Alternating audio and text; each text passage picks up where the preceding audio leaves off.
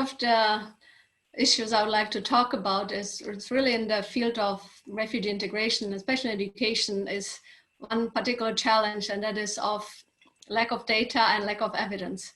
That makes it very difficult to really come up with the right support. First of all, there is lack of data in the field of refugee children education. These children are often forgotten in official statistics.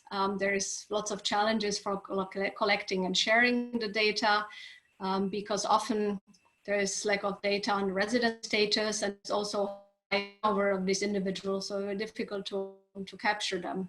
And there's also many confidentiality issues. It's not always clear. Many countries only have estimates about how many, what proportion of the refugees access school.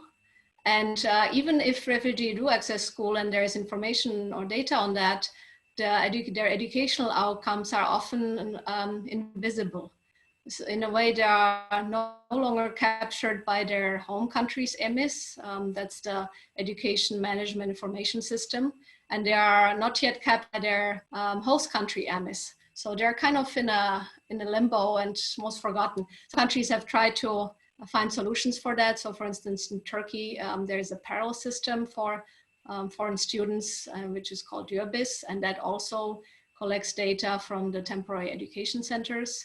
There's also efforts at the UNHCR, by the UNHCR on REMIS, that's the Refugee Education Management Information System, which is a tool to collect, compile, analyze, and report refugee data. But these are still in kind of early stages. This difficulty is again made worse that the definition of refugee also can vary quite a bit. So many countries do use the Geneva Convention definition of refugee, but about the refugee students, some countries do not collect this information. Once you're in the education system, they don't differentiate by migrant status anymore, or they only look at, for instance, citizenship. So it's very difficult to really collect this data, and the definitions can vary a lot. On top of these challenges, there's additional challenges that there is really limited evidence of what works. So which practices and policies are successful? Many of the studies exist are more on a small scale. They're often pilot projects, could be only limited number of of students.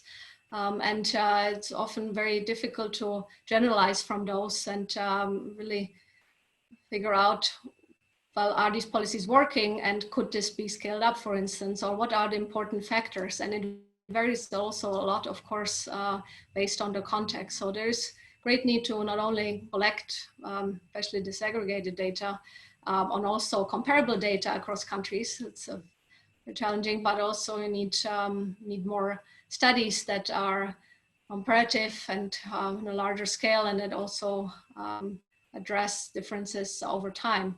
So the OECD is aiming to fill some of these gaps in collaboration with other institutions, but there's still, it's a long journey ahead.